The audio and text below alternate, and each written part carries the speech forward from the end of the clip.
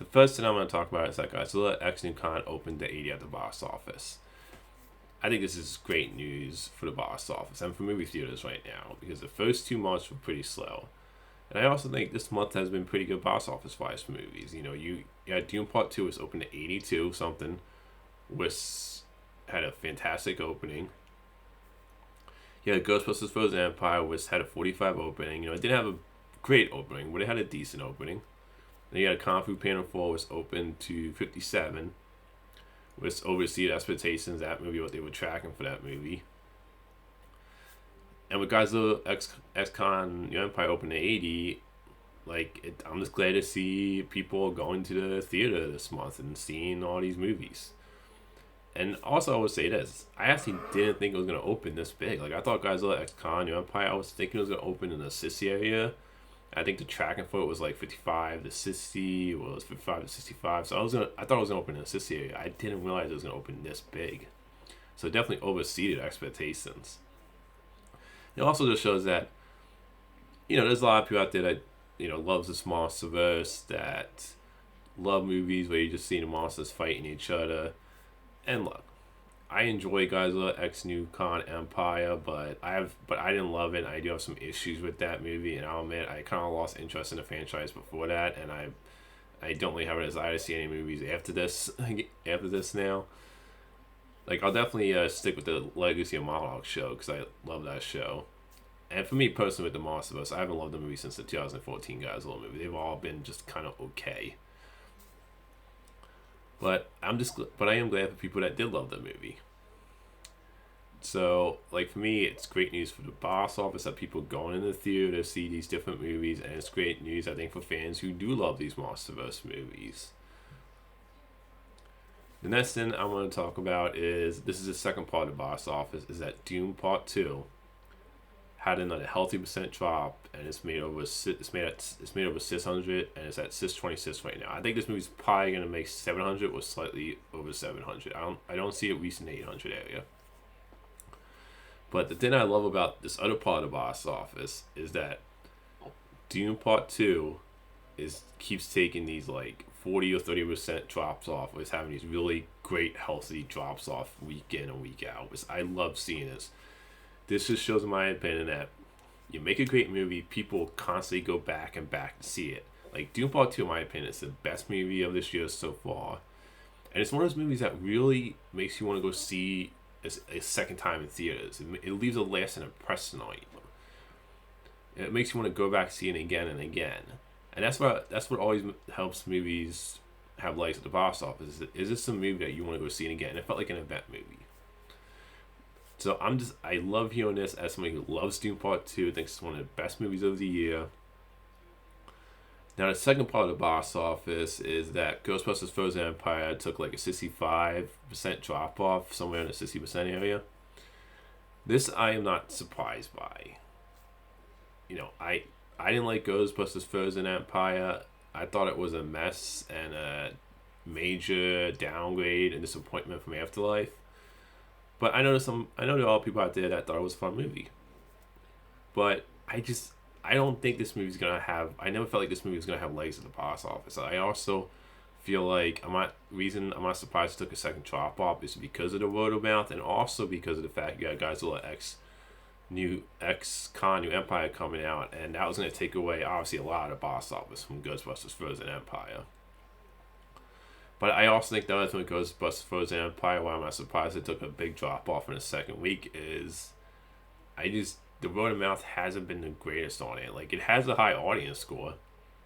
And like I said, there's definitely people out there who thought it was a fun movie, and I totally understand if you did, But I also I don't see it being able to have legs with all these movies coming out, and the fact that the word of mouth hasn't been really the greatest in the world for this movie.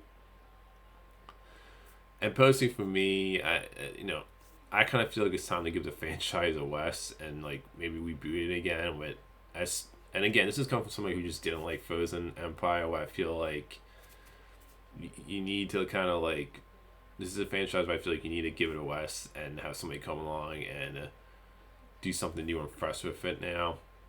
But like I said, I just think the fact you have Godzilla X-Con coming out, you have more movies coming out, I'm not surprised it took a drop off, and I just honestly don't see this movie having great legs at the box office. So, the next thing I'm going to talk about is Lynda Carter was talking about how fans need to press to the studio to get Wonder Woman 3 going. What happening? Because obviously, Patty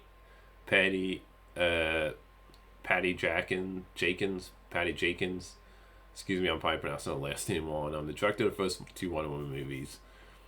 Patty Jenkins. That she was going to originally do Wonder Woman 3 with Gal Gadot, and obviously from what she said, it doesn't sound like it's going to happen. And James Gunn is probably going to recast the character, I'm assuming. But Lynda Carter was talking about Wonder Woman 3, and I love Lynda Carter. I love the first Wonder Woman movie. I wasn't really into the old Wonder Woman show with her because it's a little bit too dated for me personally. But I do, and even though I really hate Wonder Woman 1984 now, like I used to think that movie was okay, but I think it's one of the worst DC films now. It was nice to see her in the movie since she did play the original Wonder Woman. This is what she said.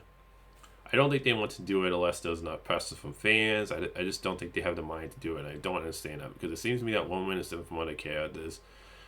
She's not just a superhero. The whole thing is about peaceful solutions. She's not aggressive to be aggressive. It's a different story. It's about in a strike, out of strike. I don't know why they tabled it because it's a great franchise. I want to say that Woman was really interested in point about something important. And it was not just a typical thing, but they don't want anybody else to make it. And when it comes to the comments, look, like I said, I love the first Wonder Woman movie. I think that's one of my favorite DCEU movies. But I don't think the idea of telling fans to press to the studio is really the best idea to get Wonder Woman 3 going again. I also just think Wonder Woman 3 shouldn't happen. I love the first Wonder Woman movie, but Wonder Woman 1984 was pretty bad, and I can't really call it a great franchise when the first one was great and the second one was, in my opinion, terrible. No offense to people who enjoy 1984 will love it. But I also just think that, no offense to Lynda Carter, but I personally think James Gunn and Peter Safran, I think it's a weak-ass Wonder Woman. I love Go Guys in the Wall, but they're pretty much doing nearly a reboot with the franchise, and I think that the idea of Patty Jenkins, and she's made it clear that it sounds like it's probably not gonna, most likely they can know Woman 3.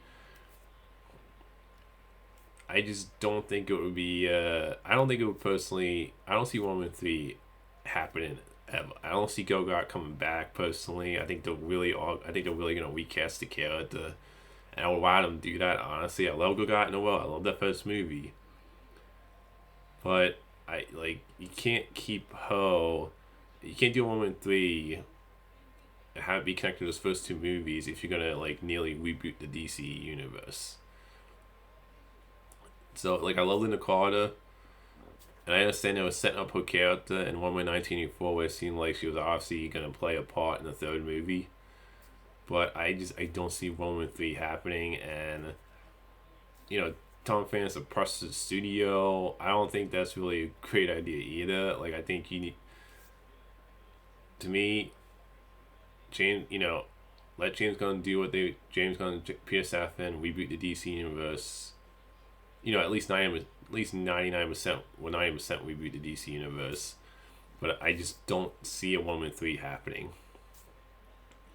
The last thing I want to talk about is that the director of Alien Romulus was saying how he loves practical effects, and he was saying the sets and creases are practical, and they brought people over who worked on Aliens, who created the suits in the, in that movie, and the original, I guess in the first two Alien movies.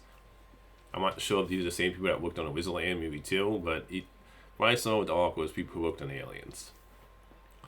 I think this just makes me more excited. I mean, the trailer's great that they showed. Love the choice of the director. And in fact, it just sounds like he's a director that really cares about practical effects.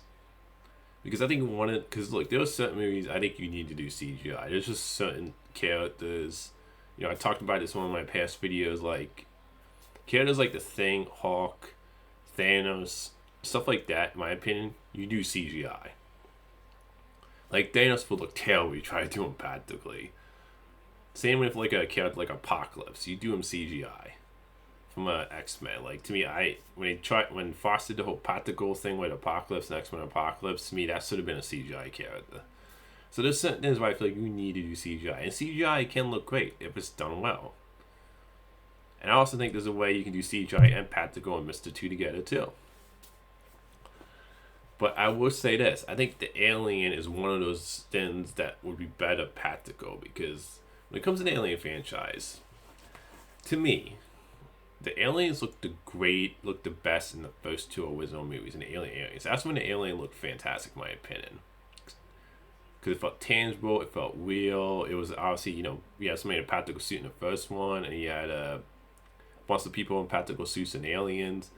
But to me, they look the best in those first two movies. Now, obviously, there's going to be some CGI though. Like, when he's saying they're all practical sets, all practical suits, I'm sure there's going to be some CGI though to like enhance the face huggers or the alien in the movie.